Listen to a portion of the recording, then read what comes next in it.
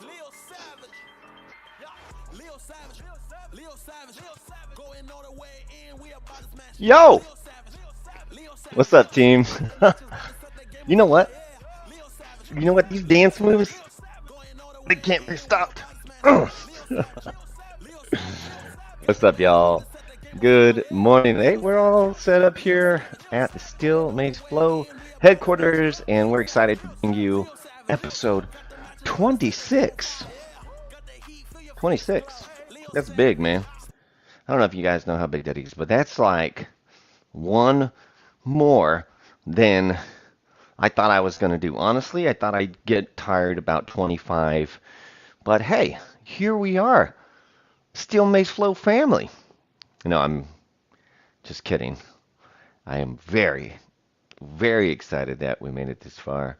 And today's lesson, Still Mace Flow 26, is brought to you by the good folks. Big reveal, strong coffee. If you guys don't drink strong coffee, what the fuck?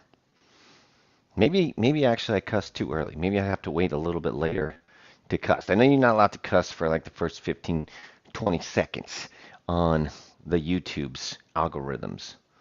But we don't know anything about that. All we can do is have fun, okay? And that's what we're going to do today.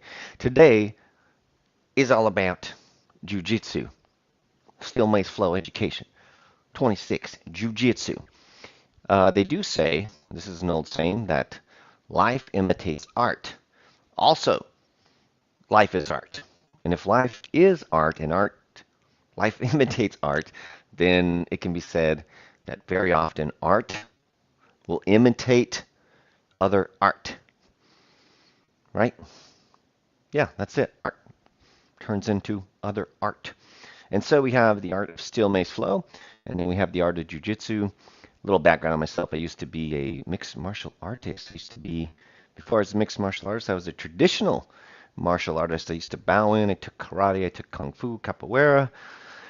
Later on down in my career, I found this awesome dude named Mike Jordan, and he taught me the amazing art of Brazilian Jiu-Jitsu.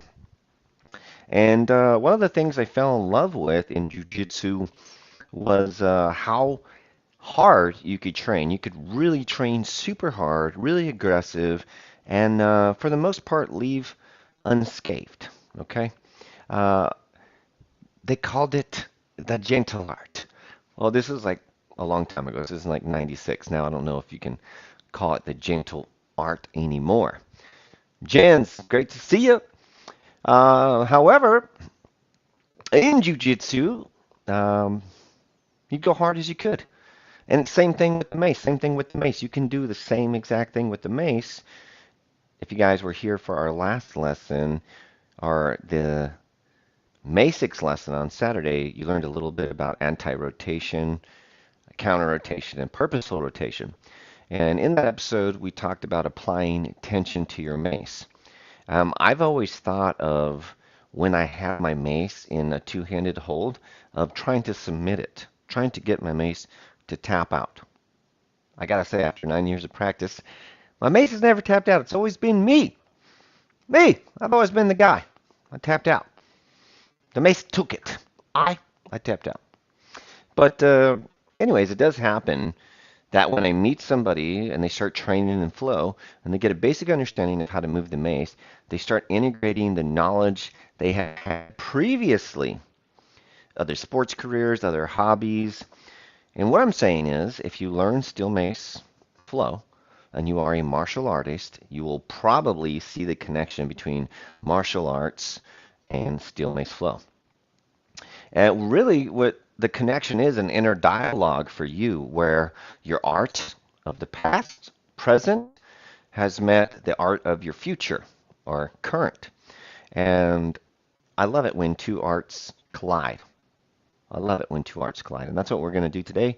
We're going to use a little bit of jujitsu. We're going to use some steel mace flow. And we are going to have an awesome education system, our education planned out for today. Let me just set down my mouse. I think we're going to be okay without it for just a bit. Actually, let me set it up on the next button I need to push.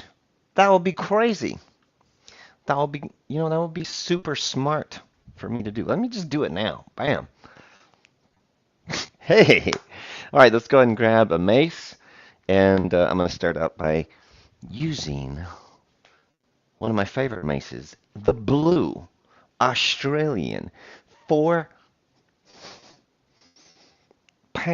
steel mace. I haven't measured the length. That is a question I have gotten a few times, but I have no idea how long it is, and that's okay. All right. But anyways, let's go ahead and get into your lesson. Today we're going to get into landmark 2, and I'm going to use a little bit of a close grip, and I'd like for you to too. So not wide, but close. And you guys might remember this early on in our series. We talked about what would happen if you took your hand off your mace. Well, typically the tail would fall, but I am creating anti-rotation by using my pinky and driving the mace into my midsection. Boom, boom, boom. I guess you guys don't really need a lot of education in that. But from this technique, what we did was we gripped under and we went into our sword cradle, and with our sword cradle, we did a beautiful flow from left side to right side. If you guys want to learn this fancy one, rewind and watch this a lot, or we taught it a few videos back. I'm not going to tell you which one, so you have to search through my YouTube videos until you can find it. Okay? Anyways, here we are. Landmark 2. Under, over. And I'm going to pin the mace again to my midsection. This time I'm going to do it a little different. I'm going to do it with the over, over grip. Over, over grip, I'm going to pin into my midsection. I'm going to take my hand off, but instead of going behind, I'm going to go over. Now you can use the back of your arm to press into your mace a little bit, and of course we can pin the mace into our midsection a little bit more. From there, I'm going to take my hand, I'm going to go under.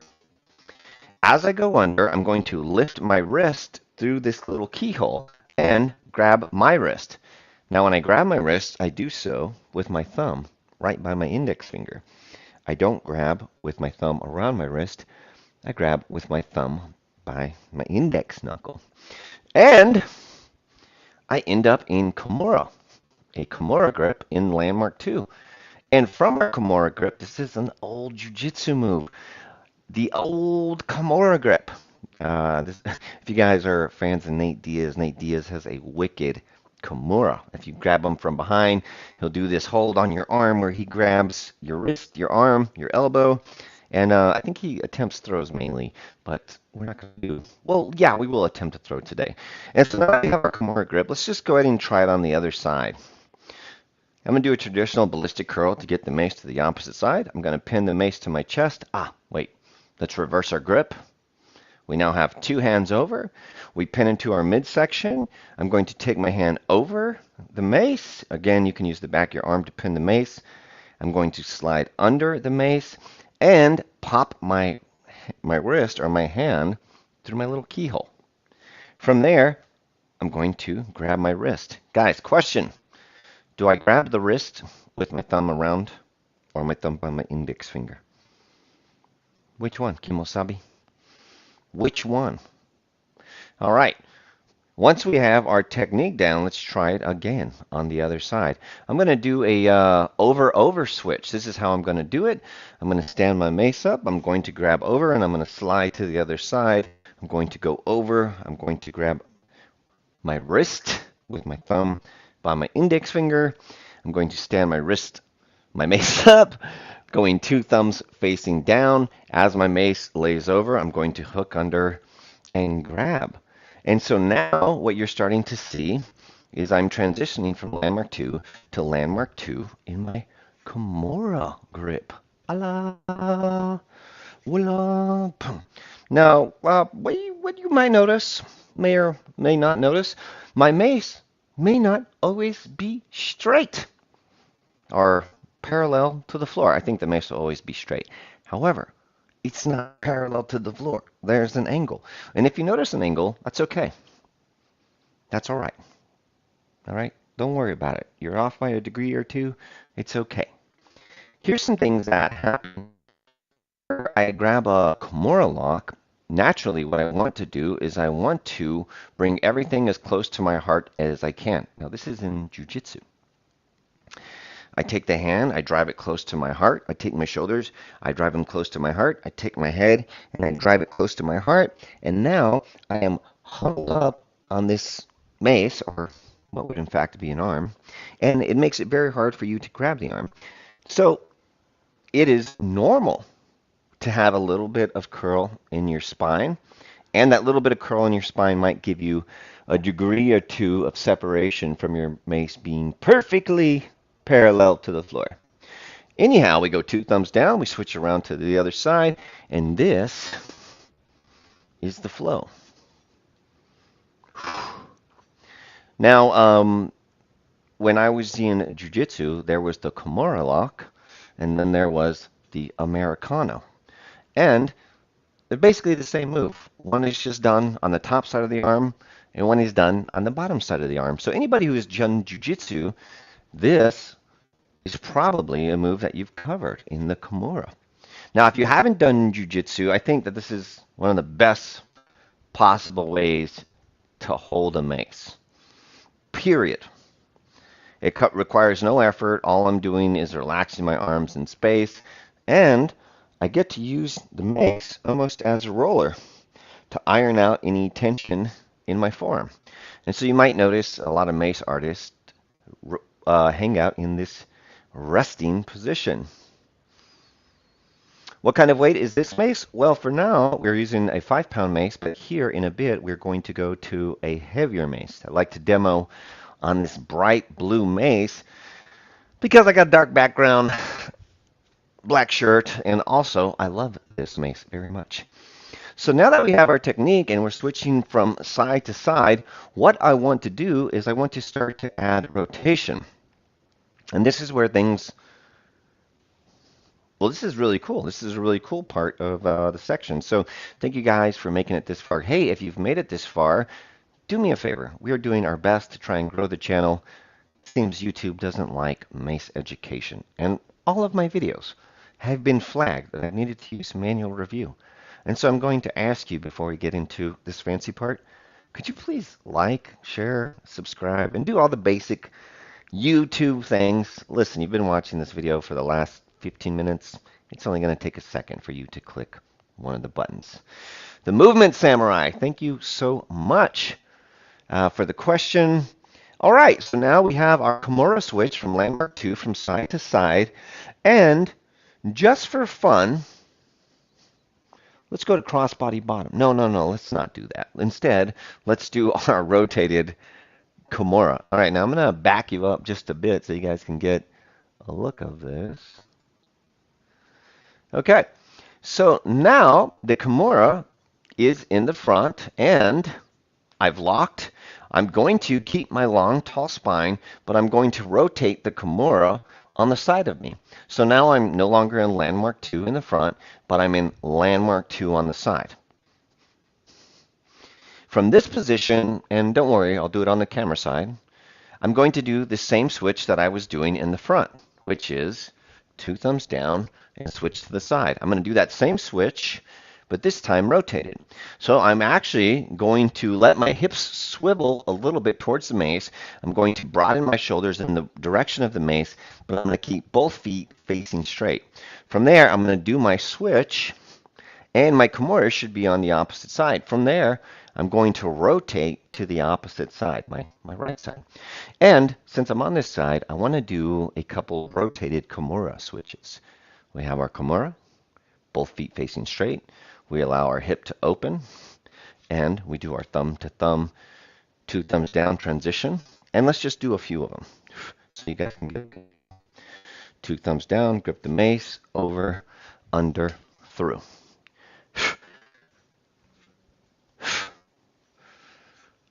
I should say something about moving your nose out of the way, but if you can't tell, there's a mace swinging in front of your face. So pull your nose out of the way. Well, you don't have to pull your nose out of the way, but you can. After you've done your switch a few times, we're going to start to add rotation. We're going to rotate all the way and switch. And rotate again all the way and switch. So instead of doing reps of like 5 reps and then switching, I'm doing 1 rep, switch, 1 rep, switch, 1 rep, switch, 1 rep, switch, and then this is the flow. It's really a neat feeling because as you get into the throw or the toss, the hand transition, you have this circular movement. But it is stopped, and then the circle is redirected. The circle now is parallel to the floor. Vertical, vertical, horizontal, vertical, horizontal. So it's like drawing a half circle, and then a half circle, and then a half circle, and then a half circle, and voila.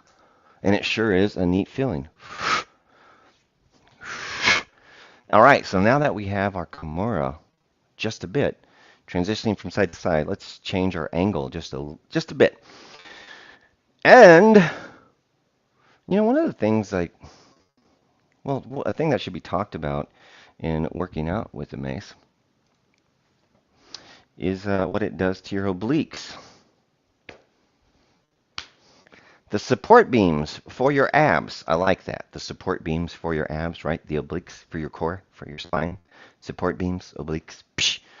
Okay, so what we're going to do is, well, just talk about this. Traditionally, when you swing a mace, there's a lot of obliques used.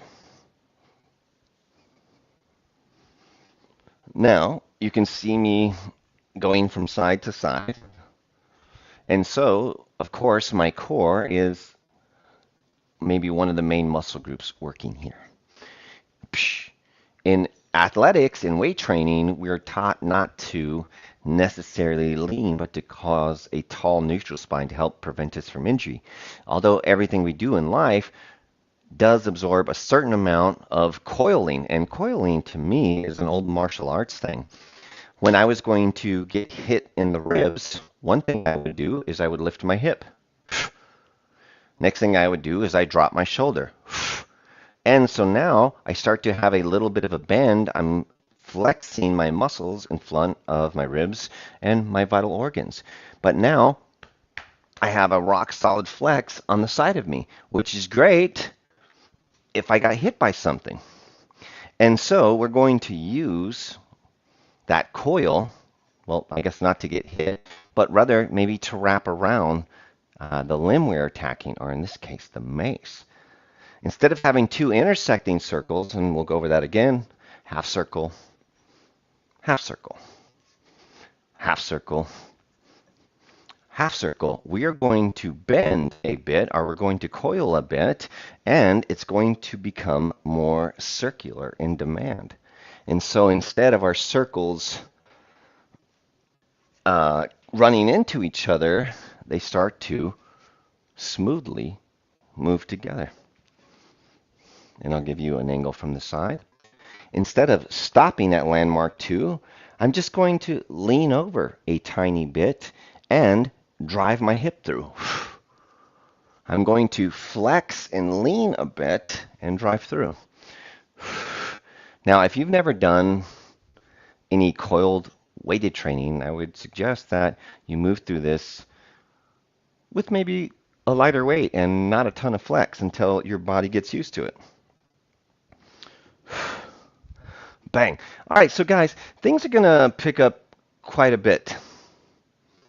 Yeah, things are going to pick up quite a bit here. And so if you don't have the Kimura down, just hit pause. Okay, hit the pause button and come back after you have mastered the Kimura or got in touch with the Kimura.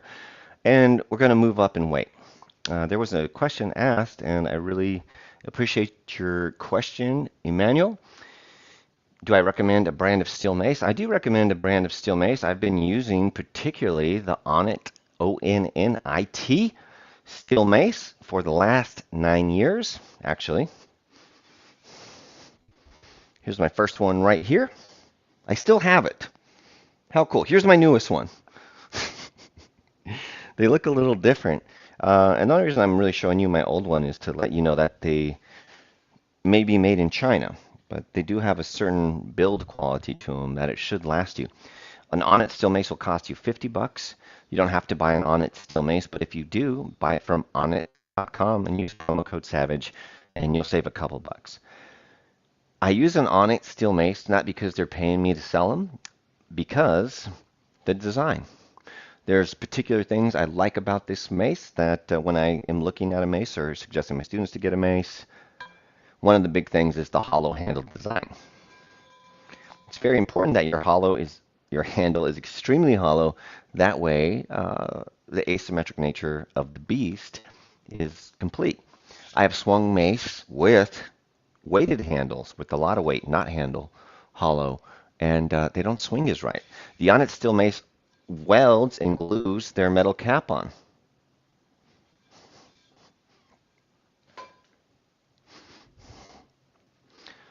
Some people put a rubber cap, which is good, but the rubber cap always comes off, always, every time. And you got to glue it back on, it doesn't sit right. There's an edge here, all right, when the cap comes off. I love my blue mace. That's one thing I would change about it. But I use an Onyx 40-inch 10-pound steel mace. One of the best things about it for me is that the handle is 1.5 inches thick, which I believe the Onyx steel mace needs. All right, so now that we have a bigger mace, let's go ahead and get into our traditional technique. We're going to do a little review and then we'll pick it up a notch. I'm going to go to my over grip, and once again, I slide over. You can hug the mace to your body. I go over the mace like I'm hugging it. Oh, come here, I haven't seen you in a long time. And then I insert my hand through the key, and I grab over my wrist again with my thumb by my index finger, not around the wrist. Put the thumb by your index finger. From there to transition, we go 2 thumbs up and off to the other side.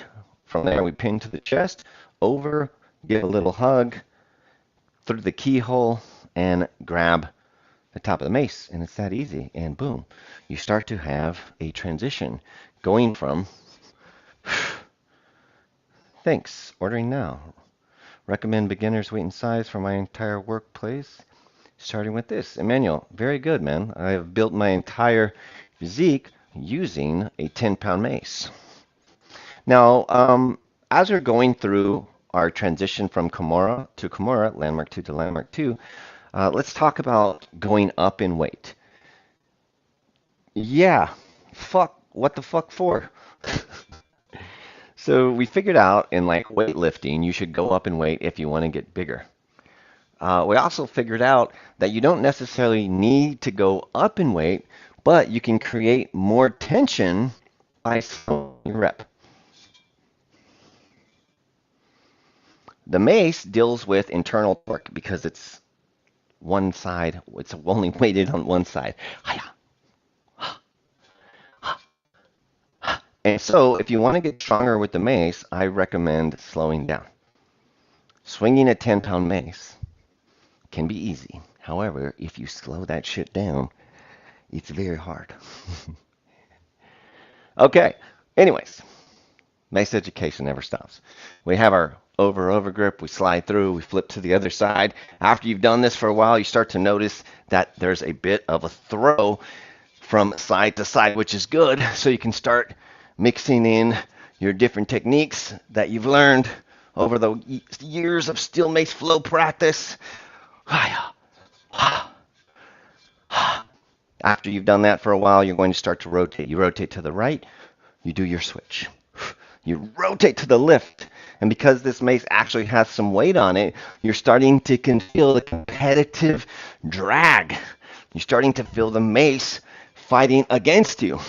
After you've done the rotated Kimura, you start to coil around the mace, letting the mace circle intersect. Wow. Wow. Wow. Wow. Wow. Voila. Voila. Voila. The Kimura fighter. We have a flow. I'm going to be teaching it tomorrow. Make sure you guys show up. We'll be doing a ballistic curl, a switch curl, an uppercut,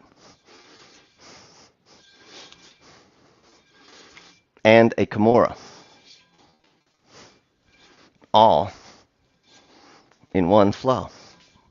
ballistic, switch, upper, Kimura, ballistic, switch, uppercut, Kimura. We might even add a cross strike, a uppercut. I don't know, we might just get super fucking crazy tomorrow. We might. What is tomorrow? Tuesday? Today's Tuesday. Well, tomorrow's fuck around and find out day. You know what I'm talking about. Wednesdays, we like to get it. We like to get it. Yeah, yeah, yeah, yeah, yeah, yeah, yeah, yeah. You guys know what I'm talking about. So, how was the lesson today, guys? Did you guys have a awesome experience? I hope you did. Really, really hope you did. Hope you guys had an amazing day. Hope you had a really good time here. And I wanted to share something with you guys before I get out of here. Something I don't typically do, but it's important. Boom, boom, boom. Guys, this is